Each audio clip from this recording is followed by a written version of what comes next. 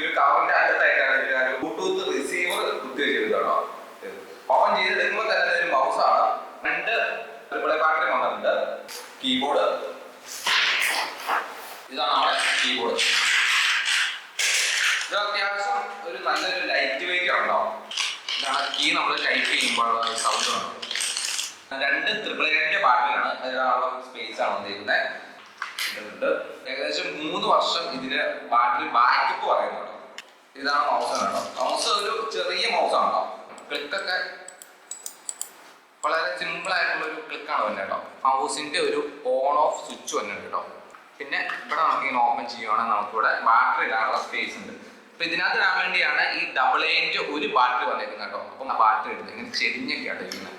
നിങ്ങൾക്ക് എവിടെ വെച്ച് വേണമെങ്കിൽ യൂസ് ചെയ്യാം. പിന്നെ ഇതിന്റെ പ്രത്യേകത പറഞ്ഞാൽ ഇതിന്റെ ബാക്കിൽ റെഡ് LED അല്ല വരുന്നത്, ഇത് ട്രാൻസ്പെറന്റ് ആയിട്ടുള്ള ഒരു ലൈറ്റ് ആണ് വരുന്നത്. അപ്പൊ നമുക്ക് കാണാനായിട്ട് സാധിക്കില്ല.